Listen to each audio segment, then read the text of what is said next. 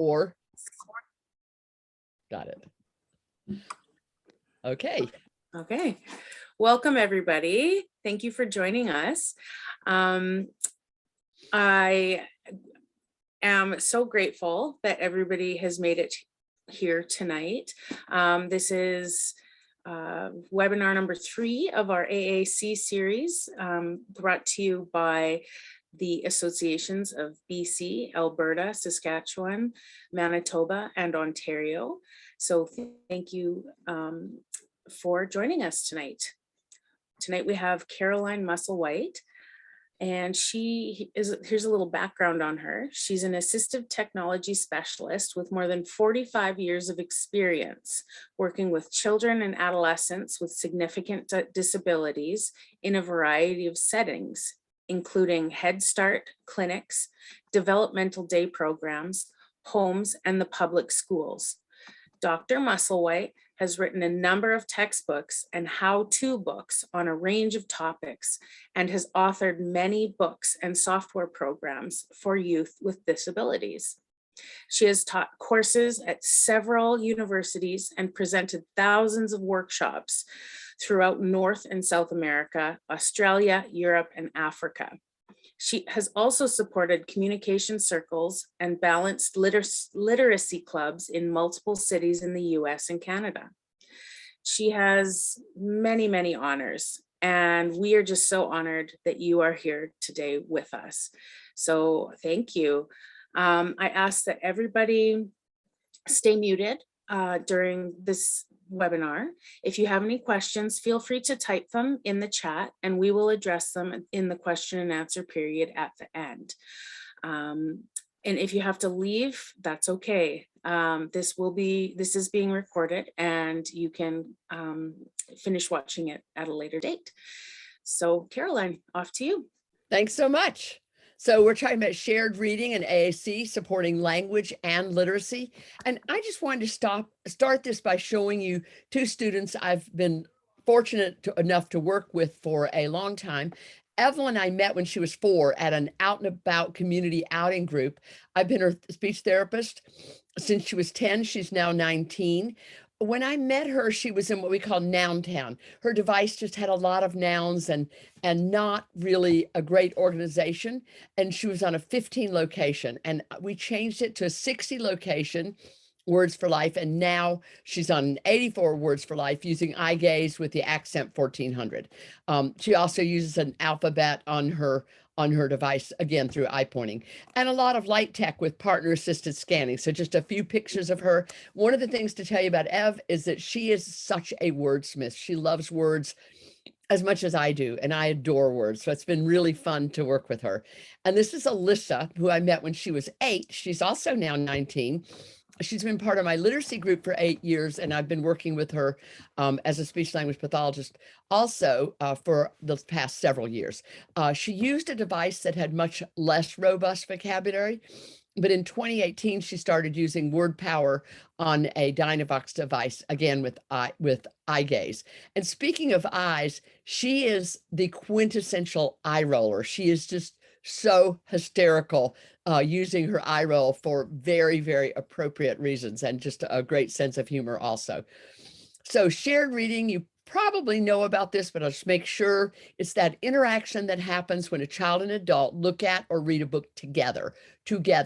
It's not reading to a child, that's important too, but it's reading together, and it's based on this home literacy activities, and it's now a major hallmark, major part of comprehensive literacy instruction. And there's a webinar I've done for that for the Angelman Foundation, and so you can just click on that, and it will take you to that page. You can find it. But I'm going to go through this initial part really fast because I want to get to the strategies and the stories. Okay. Shared reading supports language. It helps build our background knowledge. So if you read a book that about a penguin, what do you see? I see a whatever looking at me, or how a penguin sounds. You've just heard the word penguin. You have a little background knowledge. And then if you read an informational text about penguins, you already know a little bit about them. Shared reading helps teach how books work. The idea that we get meaning from print. the concepts about print, that these are actually squiggles called letters, but these are words. And I go left to right and I sweep, and there are all those concepts about print that we don't always teach intentionally. And when we do shared reading, we can do that. It helps children take on more responsibility across time, so that, when you're reading to a typically developing child who's speaking, the first time you may read the book to them, but after 3 or 4 readings, they're starting to read it with you. And then they take over more and more. And heaven help you if you skip after the first couple of times. No skipping, because they know the book. And that's really important, because it's helping them grow as a reader and as a learner. Good teachers, highly effective teachers, read from 12 texts a day. And that doesn't mean they read 12 stories, but it might mean that they read the directions for a cooking activity or an art activity. Children from literate homes have heard their favorite stories 200 to 400 times. And by the way, we know from research decades ago that that's not necessarily true for students who are non-speaking, because one of the reasons parents read it to 200, 400 times is not that we want to read Dear Zoo yet again. In fact, we try to talk our kids out of it. Oh, come on, don't you want to read this book instead? The reason we read it 200 to 400 times is that the child insists on it, because it's really helping them grow as a learner and as a reader. We know that reading aloud with children during daycare, preschool, or school can positively impact their reading abilities. So that's really important too. We can support receptive language, and including understanding of core words. So this book represents a book that Evelyn and I did together, starting with the word she and having all the words that could collocate with she. She needs, she wants, she hopes, she wishes, she sees, she can, all those kinds of words. I would find she, and Evelyn would complete it, and then she would help me figure out how to add. And I actually, I gave you the link to my, on the first screen, showed a link to my blog, AAC Girls, and there's a story about how we co-construct books there. This is a book that Alyssa and I worked on. The word was different, and so we're trying to use different in multiple ways in her story. And then this is just a book about prepositions. All this is really helpful for our students who use AAC, because they can learn language, and that context and the graphics can provide support. But it also, and oh, so importantly, supports expressive language, connecting to that person's life, that text to self. Ooh, they're eating pizza. You like that. Now, likes in capitals, because that's the word I'd be modeling on the device, okay? It might just be one word. It might be 2 words. He's going to the zoo. We went there. I'm modeling the word we. And I might even be a talk aloud if the student doesn't know it well. I would say, oh, I'm going to my people. There's we. Or, oh, it's my yellow pronouns. I'm finding we. So I'm helping navigate. We went there. You looked at that jaguar so much. So I'm modeling the you and look. But I'm saying a whole sentence. I'm not talking like Tarzan. You look. I'm saying you looked at that jaguar so much, but I'm modeling a couple of keywords. Just an ideal time to model, because you can look ahead and you can cheat a little bit, which is so helpful. So let's think about what books. And again, I'm going to do this part quickly because I want to get to the meat of it. So you have a handout was put into the chat, how to connect with the handout. So all of this information is there, but I just want to show you, if you haven't used Tar Heel Reader, oh my goodness, you definitely want to learn Tar Heel Reader. So I'm going to have you just, I'm going to have you put in the chat, yes or no, Tar Heel Reader, yes or no. And we'll just check and see who's already used it. It was developed by an engineer, Gary Bishop, and by Karen Erickson, who is the individual who is the head of the Center for Literacy and Disability Studies. Oh, I see a lot of no's, and that makes me really happy, because seriously, it will be worth this webinar just to learn about Tar Heel Reader. It has hundreds of thousands, yes, hundreds of thousands of easy books. They are free. They're appropriate for beginning readers, especially those who are older. You can access it through switches, and it's an authoring tool. So remember, I just showed you this slide that showed that I'd done a book with Evelyn, and I'd done a book with Alyssa. I have a lot of books at Tar Heel Reader. Here is a list of some authors that I think will be really fun for your students, your own children. Sometimes if you're working with teens, be sure that sometimes use books that are C for Caution from Tar Heel Reader. We're going to read a C for Caution book by Read a Book called Wheeling. And so that's a good example. Here's a bunch of books that I did. You can see that we've done a series of T is terribly important.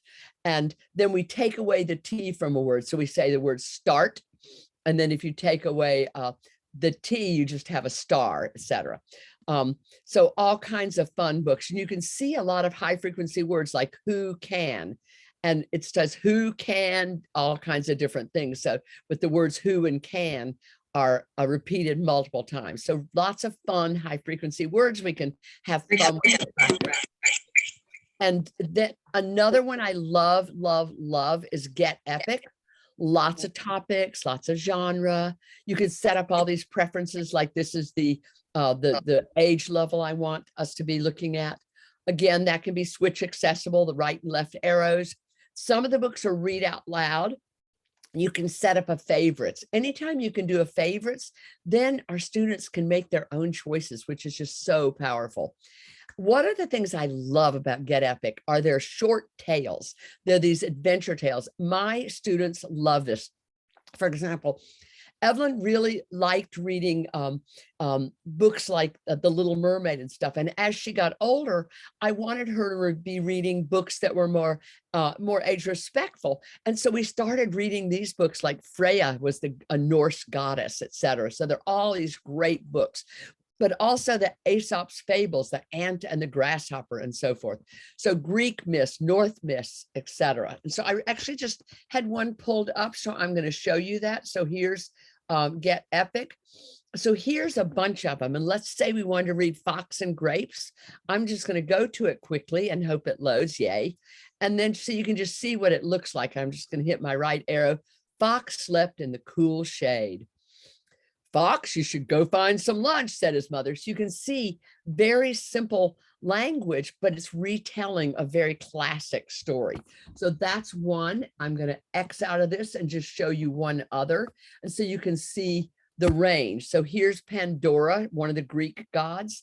And so you can see that there's a lot more information on this, a lot more text on the page, but both are very, very age respectful and engaging books that my students love a lot. There are also lots of books for very much younger kids. Farfaria is one. You can read online or offline. You can get new books every week. You can read a free book every day. So full disclosure, I haven't actually paid. I've been using it for about 7 years, and I just read the free book of the day. So hey, it works. Let's go look at it real fast. I just pulled it up. So please, technology work. So let's go get Farfaria. I had it open. You'll hear the sound effects, and that means it's actually working. And I know some of my students are so excited when they hear that sound. So let's see what the free books today are. And they are a book about Little Arthur Ashe, Alice Throws a Strike, and Jesse Owens. So they're combining Black History Month along with 3 really famous individuals. So I'm going to do little Alice Throws the Strike. Let's do the girls. So I'm going to click on Read It Now. And now I get to choose autoplay, where it would read it for me, play it, or read it myself. I typically, if I'm doing shared reading, I read it myself, and then I can read it. We can stop and talk. I can model, etc. So you can see that's just, it's a wonderful, wonderful series that we love. So let me get back to my slideshow. I'm using the Readtopia curriculum. It's a curriculum developed by Don Johnston Company. I need to be full disclosure, I'm one of the authors of this along with Dr. Karen Erickson, and it's now part of Building Wings, but it's a full curriculum. And this is an example of Sacagawea. I just wanted you to see the samples. So this is chapter 3 of Journey to the Center of the Earth. And you can see that the most simple level, level 1, has the title, and then we find the tunnel, we go in. So just super high frequency words, one sentence, that's it. Whereas on level 2, now we have a little bit more language. Look, there's the tunnel into the earth. Hans goes into the tunnel first. So a little longer sentences, and you might have 2 sentences in a box. On level 3, it's one text box with lots of language and lots of repetition of words. We used a long rope. We used a rope to go down. We went down into the earth, down to the center of the earth. So you can hear that repetition, but with variety. It's not totally predictable. The sentences are a little different. In level 4, we've got a couple of text boxes. We've got multiple lines in each text box. Now we're looking at transitional students who are starting to learn to read. Conventional has two. Here's conventional 5 and conventional 6. And you can see more information, etc. So those are examples from Readtopia. So now we're going to talk about not just what to read, but how to do it. And one of the strategies, you're going to pick one of these strategies to try right away. But this webinar is going to be available for you for several months. And so you can watch it again. Once you've mastered Strive for 5, you can say, okay, bring it on. What's next? So I'm going to show a lot of strategies. I'm suggesting pick one to try. What really resonates with you? And it might be Strive for 5, where you think of 5 words you could model for this activity. So in this case, a book. Think core, only one noun. So then the first part of Strive for 5 is 5 opportunities for your daughter to jump in, an open-ended question. So it's not a test. This is not like, okay, who was it who went to the tunnel first? No. It's an open-ended question like, oh my gosh, I wonder how they felt, or I wonder what they saw. Let's make some guesses. Just very open-ended, lots and lots and lots of right answers, okay? It might be a sentence starter like, oh, I bet they saw, pause. And we just have that expectant pause, which is often helpful for our students.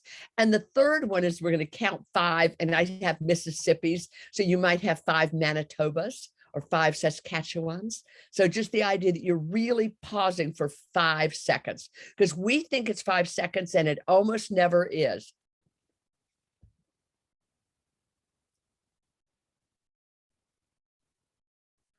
That's 5 seconds. It's a long time. So make sure we're pausing. This is just an example. We're at a camp in Alberta, and we're trying to think of some words that we might use for the book apple, pear, orange, pear, apple, bear. And guess what words we didn't use? No orange, no pear, no apple, no bear. We use words like oops and put on, because he kept putting stuff on his head, and eat, because he ate a lot. We're really focusing on core language. These are the kinds of words we're going to focus on. This is a symbol set that's in the cloud, just in case you don't have a good light text set and you are looking for something.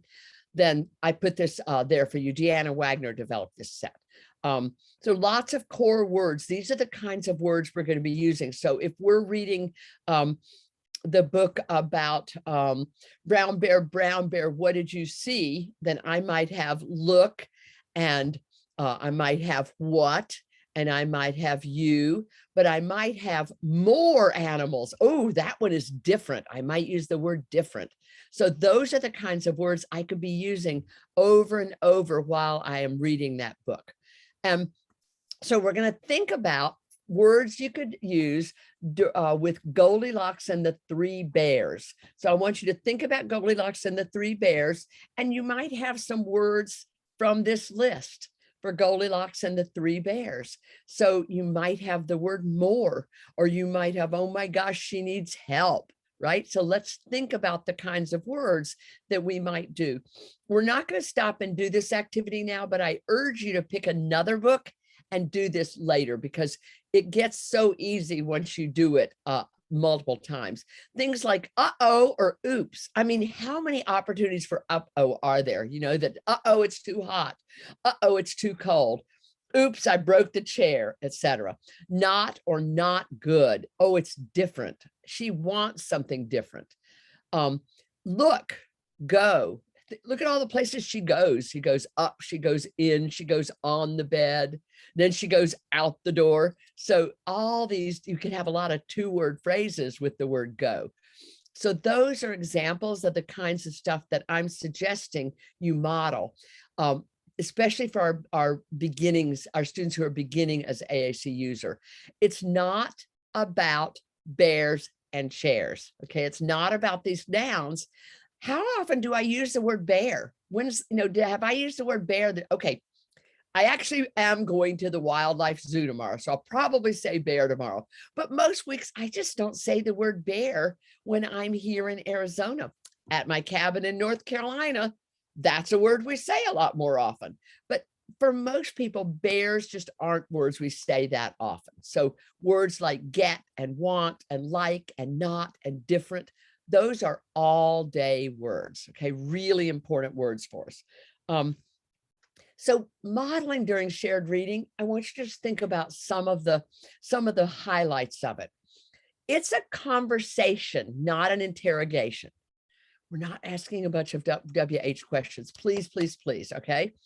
We're inviting the student to respond, but we're not demanding. One of the issues for girls with Rett is that can be a lot of anxiety, and there is often some dyspraxia, meaning if I say, tell me, it's like, I'm going to just make her a girl in headlights or him a girl in headlights. This is not the way to get someone to respond by demanding. We're going to make it so much harder. It's so hard to show what you know when somebody puts pressure on you. That is so true for everyone I've worked with who has Angelman syndrome, Pitt-Hopkins, or particularly with Rett. It's a real issue. So we've got to not do the pressure. That expect and pause can be helpful if we don't make it too stressful. Kate Ahern talks about the distracted pause, where I set up something where I know, I want you to do something, and then I pretend like I'm looking for something, or I make a note and I'm sort of acting distracted. I'm not doing this.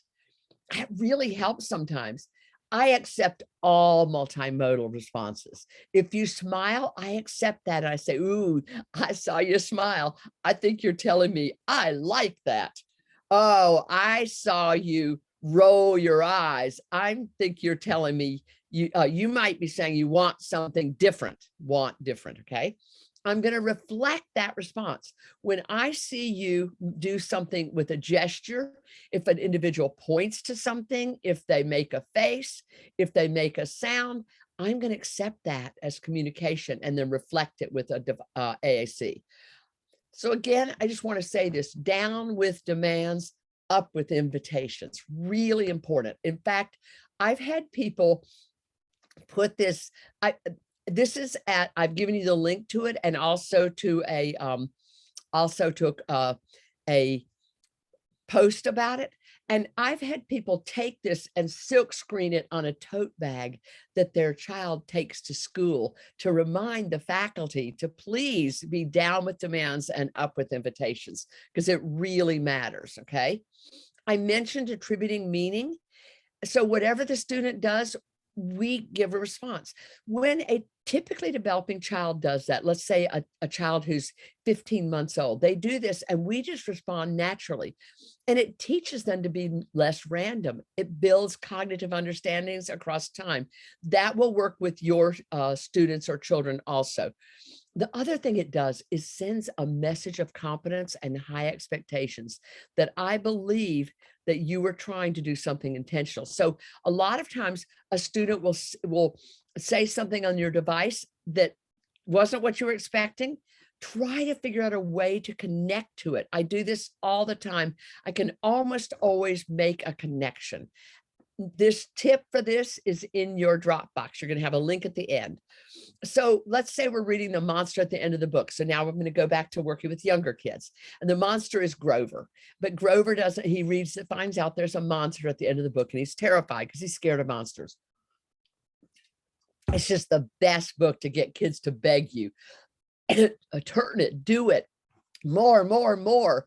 Those kinds of things, because what happens is Grover says, do not turn the page. If you like me, please do not turn the page. I am so scared. And then the Grover, it's like, you turned the page. What were you thinking? And then Grover says things like, I'm going to nail it shut. You cannot turn the page now. And then, of course, the students are saying, please turn more, get it, do it. Lots of different kinds of responses. So we invite them to respond. We give an expectant pause. Or maybe a distracted pause, whichever's found is better. We reflect lots of things. I say, oh, you're looking at the corner. I think you're telling me.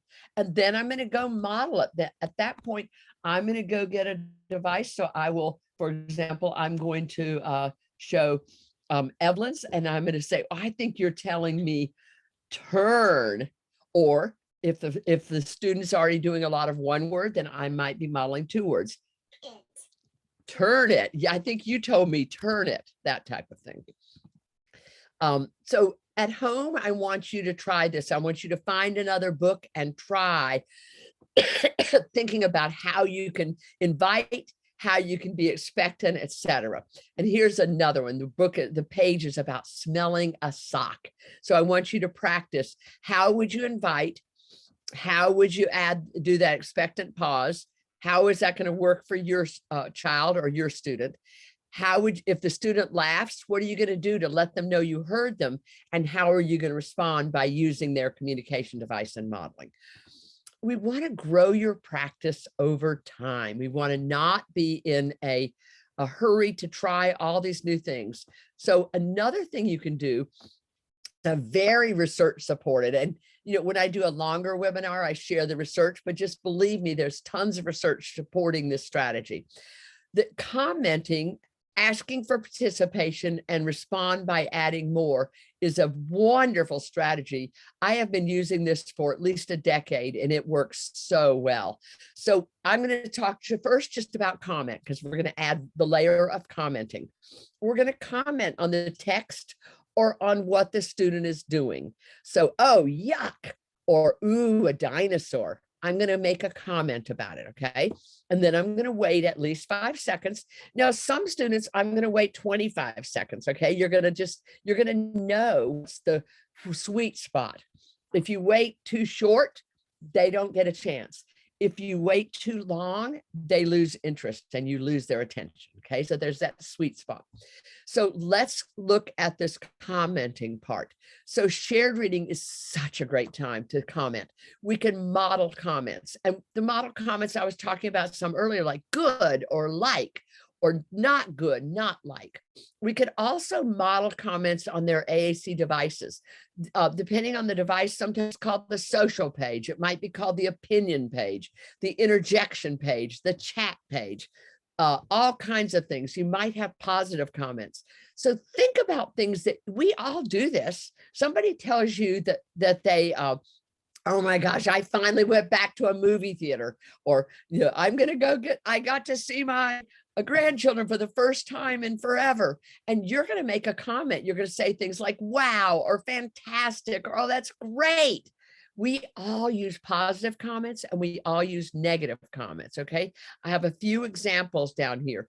Make sure your student has access to some really sparkle words, to some juicy comment words, okay? Talk to their peers about adding words to the device that really are worth saying, okay? Good and bad are okay, but they're not enough for a lot of our students. I know one student I worked with wasn't using comments until her friends talked with her and they added cool, well, cool was on there, but they added epic and sweet and wicked. And they modeled those words. And that's when she started using it. This is what I see a lot, that peer power is so great. So here's some, this is the positive comments on Words for Life, or on on on Unity or LAMP, which is the PRC Saltillo stuff. And so you have positive comments like awesome, cool, yay. You have negative comments like oops and yikes, and neutral like okay, oh, well. So there's a bunch of comments on this page, and it's just such a power page. And I'm seeing my students who use this device use this page so well. It's great low-hanging fruit.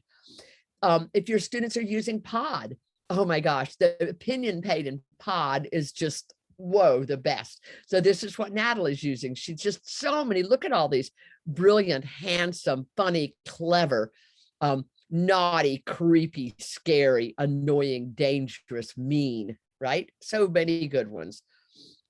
This is, if you don't have access to that, how about just printing this off and using it light tech? This is in your cloud. It's Deanna's opinion page. And so she has a thumbs up, a thumbs down. She has a like, don't like, and then a couple of positive, a couple of negatives, and some neutrals. But then also stars. When you read a Tar Heel reader book, you get to rate it. You get to give it 3 stars, 2 stars, or 1 star. So it's already ready for you. So that's a great light tech thing. And you might use some of these for other ideas. This is an example. So Evelyn reads, we sometimes do Farfaria books, even though she's older, so she can make recommendations for her cousins. And so she read Bonnie and the Birds Save Easter. And so when she makes a comment, sometimes I will put it on, I'll make a screenshot of the page and then put the comments on there. I think I use Piccollage to do this. Yawn, yawn. That's her comment for this. So we sent that. That's a great thing that we sent out to her family so they could share that with cousins, saying, don't bother. This one was boring. Because remember, there's 3 books every day. And so if one is a yawner, pick another one, right? Generally, she likes them, but that was not. Okay, this one is Wheeling by Read a Book. So I'm just going to go to Tar Heel Reader again, and I'm going to pick, oops, that's what we're working on, don't peek. So I'm going to pick Wheeling, but guess what I have to do? I have to do rated C for caution. And now I'm going to search and let's see if I can find it. Oh, there it is, Wheeling. Now I made a black background because a lot of the students I work with, uh-oh, I'm frozen. Sorry, I was frozen for a minute. I have a black background, and that's because a lot of the students that I work with have some cortical visual impairment. And so I've made black background yellow words. You can do whatever works for you. So I just want to take you through this a little bit, and you can think about if the kind of comments that you might be making or that you would invite your students to make. So I'm going to stop every few pages and let you actually write in a comment. Okay. So let's do Wheeling Speed, Wheeling Read. Uh-oh, I think Wheeling Peed. Okay. I want you guys to write in a comment for this one.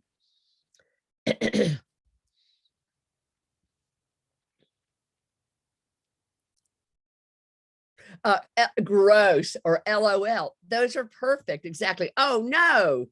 Exactly.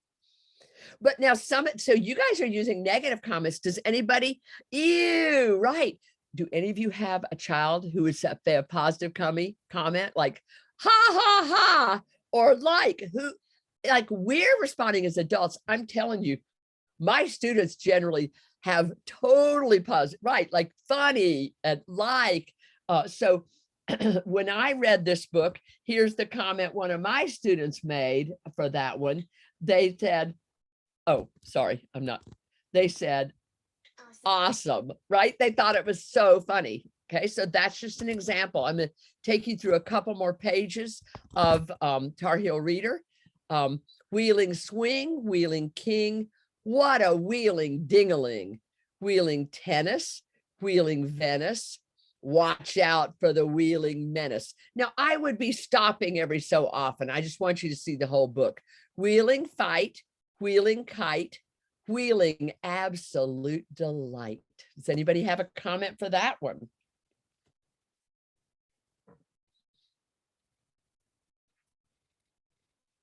Yes, joy. Awesome, exactly. And so you'll be modeling on their devices really good words like fun, right? So those are just rad. Love it. So happy. Exactly. These are the kinds of things we'd be modeling. I'm going to go through quickly because I want to take you to the end to see what a great book. Some of you might just love this with your own children. Wheeling goat, wheeling boat, wheeling past the castle moat, wheeling prayer, wheeling stare. When I stopped on this one, I was doing this with an adult group and they were like, look out, be careful. Uh-oh, he needs help. I mean, just so fun. Look out, it's a wheeling scare.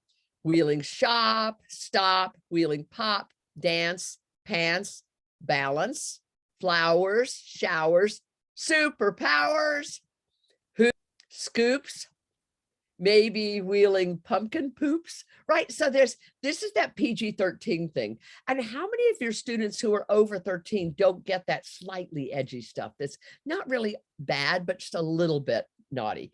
Wheeling here, wheeling there, wheeling almost everywhere. Who would dare?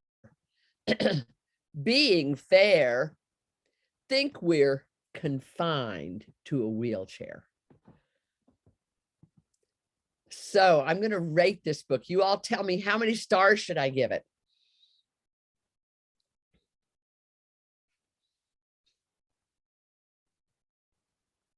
I do believe it's universal, 3 stars. So that's just an example of how we might read a book, stop, and I would take a lot longer. Obviously, I was hurrying through it just to give you the idea. So when we did this, I did this with an adult group and I stopped for comments and then I wrote down there, I took a screenshot of a couple of pages and then made kind of a poster and then they put it on their wall and they sent it home with their parents. It's a really special thing. And there's a blog post about that. And by the way, when I did the wheeling and we talked about, so at the end, we talked about, would you like to go? So who thinks it'd be cool to go in your wheelchair and do deep sea diving? And Sydney, who I've worked with since she was 3 and she was 23 at the time, said, me. And I told her mom and her mom was just like, what? She like, and she said, oh, Sydney, no way. And Sydney said, please go. So just, you can learn things about your own children, right? So how about making this a goal on IEP? So we have a goal that means that every day somebody's going to be reading a book, doing shared reading and pausing and setting up for comments and modeling. So if your child doesn't model, somebody else is modeling. So during shared reading, the student will use the communication system to prompt with, comment with whatever level of prompt on 3 out of 5 days. And then you give examples of the kind of prompts, comments that you might be modeling. That is a goal that will make a difference in life, right? That's a really powerful goal. Because when students are making non-obligatory responses, they're called, just making comments when they're not required to, research by Janice Light showed that they are thought to be smarter, a better communicator, and someone I'd like to talk to again. So there's a lot of bang for that buck. Okay, grow your practice over time. The ask for participation, wonder where they're going to go. Tell me what you see. Lots of possible answers. Pausing, and then I respond, Kayla, you shook your head. That is not good. So I'm going to respond by adding more to what the student did. I've already mentioned this, the issue about apraxia. I ask those wonder questions. I turn them into statements in a wonder format. I wonder what animal's hiding. I wonder what will happen next. Because I find that when I ask a direct question, I can elicit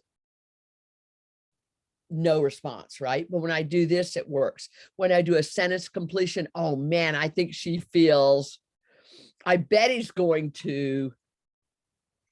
I don't use right, wrong questions. This is not testing, okay? This is, I just do that, kind of, wonder. Teaching, not testing, really, really important. Okay, my last strategy, and you're going to be using the one that fits your students or your child at this point in time that feels comfortable to you. You may say, I'm going to start with commenting. That really resonated with me. Maybe you've already been doing that. And so you're going to say, I never heard of this one. This sounds like a good idea.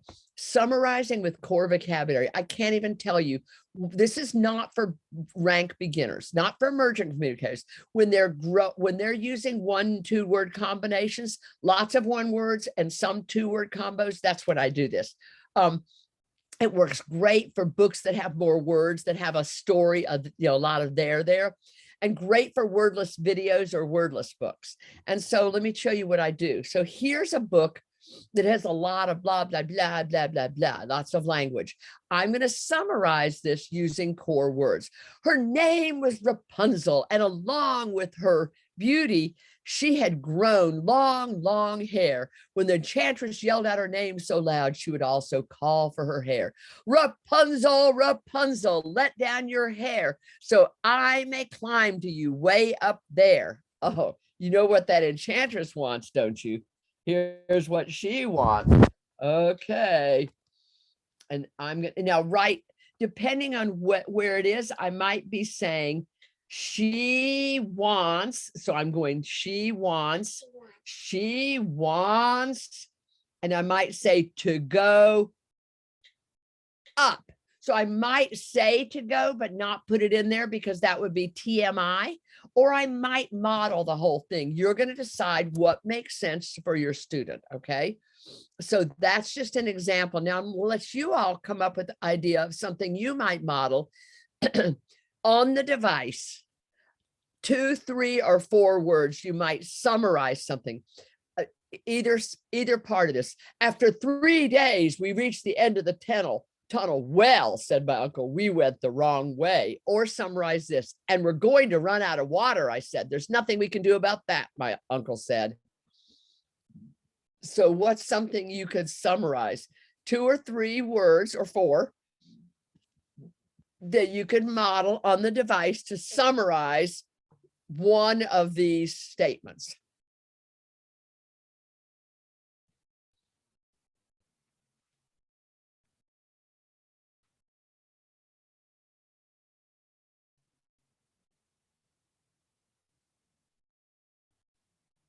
This is a little harder. You have to sort of think about it. That's why I'm saying this is a deeper layer.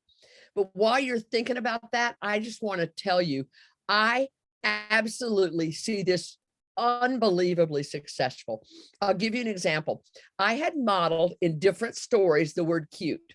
I'd probably modeled it about 15, and go back. Good one, Allison. 3-day go. Yes. Drink now, please.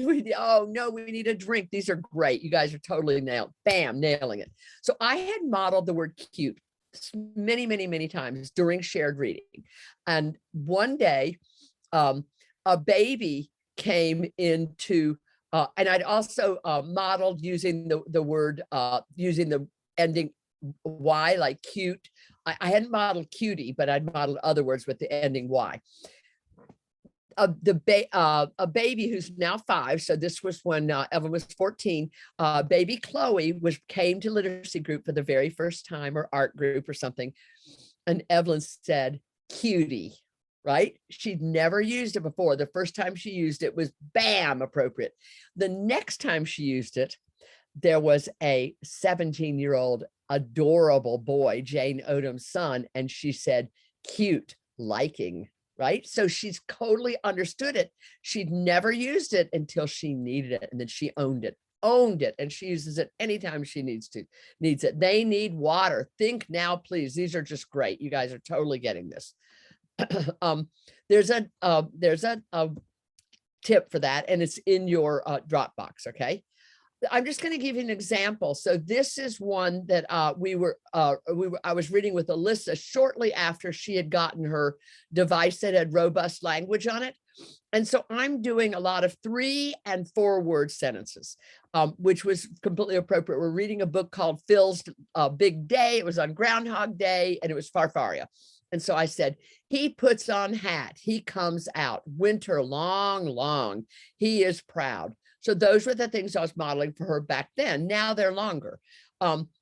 Here's one that I modeled in 2018 for Evelyn. He puts on his top hat. He didn't see his shadow. Spring will come early. So you can see lots of words, not just core words, way past that, because she's using lots and lots of core words. So, but look, a year earlier, what I had been modeling. This is how it progressed in 1 year. So we were comparing horse and human babies. They are big, they are little, they can't stand, they need mom, they like to drink, they are so cute. There's one of my cute models, one of the probably about 15 before she started using it. Really, really power strategy. Cannot tell you how much I recommend it. So I'm just going to show you a couple of other goals for shared reading. You could ask them, have them use a communication device to make requests or protests during shared reading. Like let me, want that, turn it, go, help me, want more. So I'm seeing that all the time with my students. They're saying more, adventure, they're like wanting me to read an adventure book, or protesting, like, I don't like this book. Stop that. I want something different. That's a really power thing too. I don't do a lot of question asking and testing, but I encourage my students to ask me questions. And that has been so exciting to see that coming back. So just last week, we were reading a book and I started getting the why and the how questions. I've been getting the what and the where and the who questions, but with some of my students, I hadn't been getting so many of the why and the how, and that was so exciting. So during shared reading, the student will use their system to ask a question with a certain amount of prompt on 3 out of 5 days. It could just be the word who, it could be who that, who is that, who is he, who is she, where, or where go, or where she go. What is that? What is it? So just all kinds of questions that we can be modeling and having the students be asking us. Last idea is mining from literature. One of the things we do is choose some possible words that, this is for students who already have lots of language on their device, okay? And they're already using a lot of words, and we want them to have more power words that are important to them. And so I choose some possible words and ask them if they want me to add them. And then I add them in a way that connects to the language system, in a way that makes sense. So a few that I've done for one of my students are huge, stuck, cruel, and hoard. Those words were not on her device, and she used them so powerfully. There's a lot more also, but these are just a few examples. Here's just an example. We were reading something called Prehistoric Pals. It's just a wonderful app from Ocean House Media. It's so great. It's stories about, this was the story about Tyrannosaurus Rex, and it has a lot of really powerful vocabulary. So it's a great book for reading. It has a good story, but lots of vocabulary. And I came up with these words, ancient. And I said, we don't need ancient because you have old, or you could say very old, but you let me know if you want the word ancient. And she did. We didn't have reptile. We were realizing that reptile, like a lot of times when we're doing describing, if an animal's not on your page, being able to say it's a reptile is very, very, anaconda is not going to be on your talker. But if you could say reptile, it's a reptile and it's long and it's strong, right? That would really help. And so one of the words she chose was calm, and you're going to see that in a minute. We were reading Farfaria, the Freedom Quilt. Is a gorgeous story that should be coming up soon because it was part of Black History Month. And we had wow, victory, fright, ago, cash, and mash. And this just shows the location we put these. So the context. This was another story about Evelyn. She's really tired. She just gotten back from a trip, and we had 8:30 session, and she wanted to read instead of writing. And I said, Evelyn, would you rather just stop this writing activity and read instead? And she said, please, that'd calm. That would calm me. And calm is a word we'd added maybe 2 weeks before, but I'd been modeling it a lot, and so had her tutor, and so had her mom. So please, that'd calm. That would calm me. So your homework, this is for only for students who are pretty good with tier 1 words, the core words, And tier 2, your typical describing words like pretty, ugly, smart, silly, happy, mad, scared. Okay. And we want to push to more, kind of words that are to the next level. Though what we call the sparkle describing words and the strong verbs. Okay. And they really help our students. So just to summarize, it's all about the interaction. We want to give your student a way to interact and communicate throughout that book. Robust vocabulary is so, so important. And then we need to be modeling that robust vocabulary. We're following their interest. We're attributing their meaning, whether it's accidental or whether we think it's accidental or intentional. We're animated, pausing. We've selected some really good books like the ones I've talked about. And if it's appropriate, we have the student manipulate the book. So the number one thing, this, by the way, Tommy's Day at the Dog Park's a little bit naughty book, slightly, that I put in your Dropbox. The number one thing is to have fun. If you're having fun, you're going to be so much more successful. So life is short. And in the end, it's not about who has the nicest, untouched, most perfect books, but who has explored the most, enjoyed the most, and learned the most, and advanced in emergent literacy. This is Edito's mom, Isobel. Edito's a young man who has Angelman syndrome. And she came to my AAC in the Desert conference, which would be next week if it weren't for stupid COVID. And she came to it years ago from Guatemala and really did a lot of shared reading. And that's her Pinterest quote. So connect with me all the different ways. If you connect, the most important one is my Facebook. And you might, if I don't respond to you, then just send me a message and say, tell me why, that I'm the parent of a student with Rett, or I'm a special ed teacher, and I'll accept you, because I put lots and lots and lots of free stuff. I do giveaways all the time. And so here's a link to a Dropbox, and I'll let you take a picture of it while we ask a couple of questions, and then I will go to the Dropbox and show it to you, so that we have time. Awesome. So time for questions. All right. Well, Christina asks or says, my daughter will do a ton of talking and then nothing for hours, even though she is spoken to or asked. How can we encourage her to talk to us? We say things like, I really want to go see that movie. What do you think? Her device has very robust language, grid 3 super core 50, and she is encouraged to use anything, and we give it all meaning. She has had the device for 10 years and a robust language for at least 6. So the first thing I do is to not ask a question, to make it just an open-ended, what do you think is open-ended? But it is a question. I'm making this up, but I swear, I think that if we could see what parts of the brain were lighting up, that when we ask a direct question that feels like it's a demand, that we're going to have, I think we'd see a different part of the brain firing than when we do, a share, like, oh my gosh, I think it's going to be so.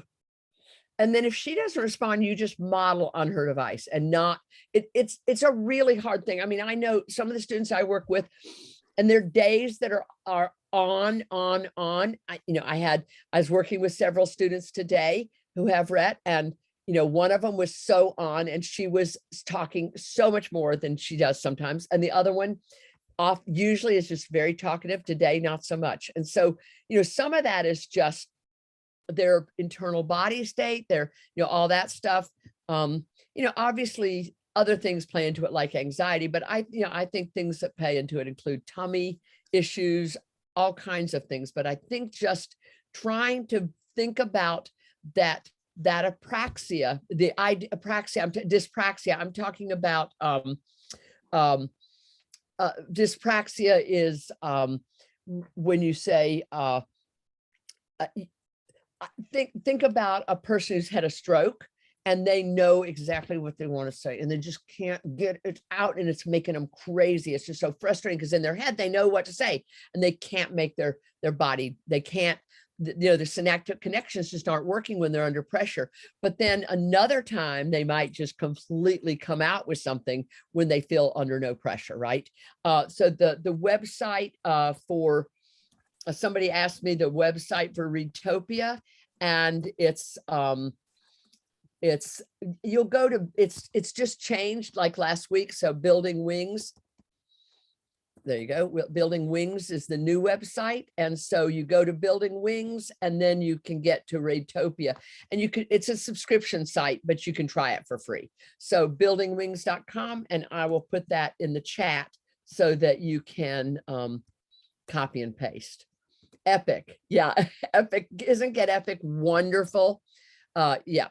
And okay, let me see others. And yes, you can also go to Don Johnston, but pretty soon it's not going to be, it's going to be through Building Wings. So just remember Building Wings, because that's going to be the new site for Readtopia. But you can just, when you come there, then you can go click on Readtopia and you can get access to it, some sample materials.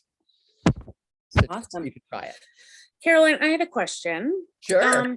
When you're reading online and using the AAC device, or like we have a Surface Pro, are we using the same device to read and talk, or it's two separate devices? We are using two separate devices. So I'm awesome. A lot of the things can be on a computer or an iPad. So for example, Get Epic can either be a computer or it can be an app.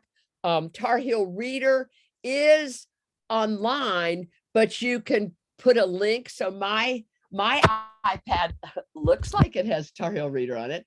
I'm hoping I can find it quickly. I probably won't be able to find it. Yeah, there it is. That looks like Tar Heel Reader, doesn't it? But what I do is I click on it, and it's just a link to Tar Heel Reader that takes me to the Tar Heel Reader website. And then I haven't used it this way for a very long time, so it might not. Yep, there it goes. And then I can find a book and just type in roller coasters or whatever. So I could click find a book. And then I was looking at Picasso last time, but I could be looking for dinosaurs, so anything I want, I can just put up.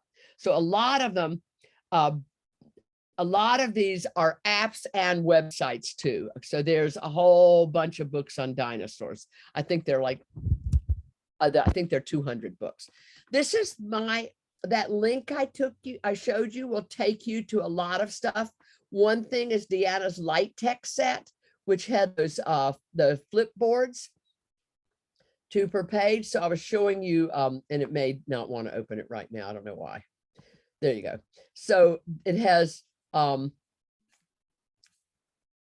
those are the core boards, but then you have questions, chat pages like come here, let's talk, feelings, colors, sizes, feel and taste, body parts. Those were the opinions I showed you, etc. So that's one of the things that's in there, is Deanna's light text set.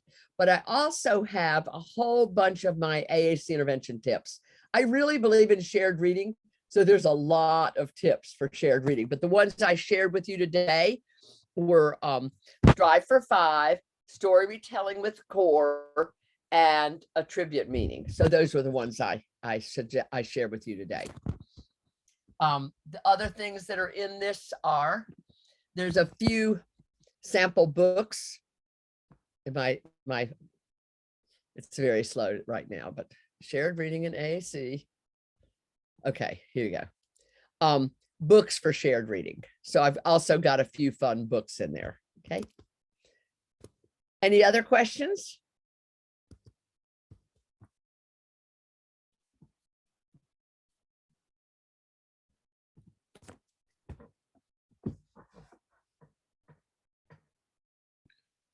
I have a question about the Readtopia. Uh-huh.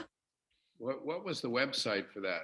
www something. It's buildingwings.com, and I just put it in the chat. So if you scroll up in the chat, but it's buildingwings.com. If you just search for building wings, all one word, it'll find it. Okay, and lastly, again, you went a little quickly there. What was the one that had all those nice symbols you just showed a minute ago? Yep, that's in the Dropbox. So if we go back to my handout, this link, it's a bit.ly AAC shared reading. It's the last slide in your handout. If you click it, it'll take you to a Dropbox that has all that stuff I was showing. It's just it's gifts. It's my gifts to you. Thank you. Okay. This is amazing, Caroline. Thank you so much. Oh, it's my pleasure.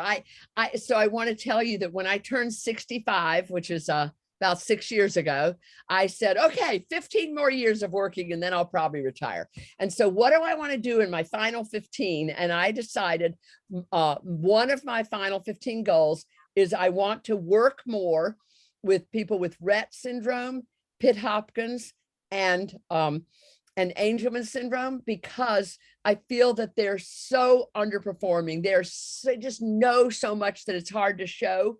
And that if we do good work, we get so much progress. So that's why that was one of my first ones. And then another one is I want to do more with AAC camps. I think that AAC and literacy camps are so powerful. I've done several in Alberta and one in Ontario.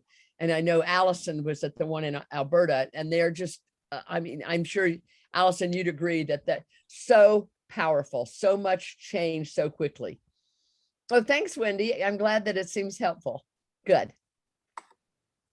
Caroline, Judy, Zach, and Philip in Vancouver. Our daughter is 40, and you are a powerhouse.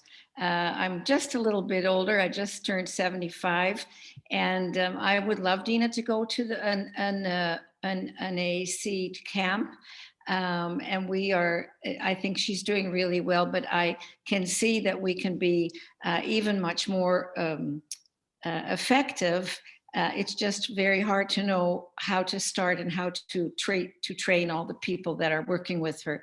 But you are some powerhouse. Oh, thank you. And I do remember, I do want to say, remember that it's there's that we're adding layers, okay? That you don't have to do everything at one time. If you just start with strive for 5 or commenting and do that for a month or two until it's like, well, this is easy. And then, pick the next piece. Okay, now I want to start doing, whatever. So just eat that elephant in small bites. So Allison says she wants to plan another one in Ontario, and I couldn't do anything this summer, but if you guys do something in next summer, I'd love to be a part of it because I love Ontario in the summer. Well, BC is beautiful. How many days do you do? BC is wonderful. How BC many is so gorgeous. Yeah. How many days do you do in a camp? What I've done both a week-long camp and a long weekend camp, and they've both been really effective and very different. They're the family camp that is easier and not so horrendously expensive was run by a mom of a daughter with Angelman syndrome, and it's called Hannah's Hope. And I love the design she had, where on Thursday, teachers came in on Thursday evening, teachers and therapists working with the students, working with the students. And then on Friday, Kathy Howery and I and Toby Scott and Deanna Wagner and Denise, oh my goodness, Kalkowski, did a full day training for teachers. So they got this basically very inexpensive training full day. And then on Friday night, the late afternoon, families came in, and the families, we did a family night on Friday night, just fun stuff. And then on Saturday, there were some activities that everybody was involved in, but there were some activities that the teachers and therapists who'd come in early, we'd planned activities for them to do, while Kathy and I did presentations for the families. So the parents went to parent training classes, and the students were doing activities. And then we also had activities everybody did. It was just an amazing design. And we're hoping to do something called, that was one of my top 5 too, was AAC and literacy camps. And the idea was that we would, that we want to do camp in a box and sort of write up all the stuff we did so that other people could do it more easily. That's on my short list too. We're trying to get a grant to help us spend the time to do it, because it'll be a lot of work to write it up, but I'm hoping we can find a grant somewhere. And do you know of Susan Norwell? Of course. Susan's awesome. She's amazing. Yeah, we started with most of this through I can't remember the name in the States, but we're where the boss is here. I can't think of her name now. What's her name? Who? Christinia. We're in Vancouver. Okay.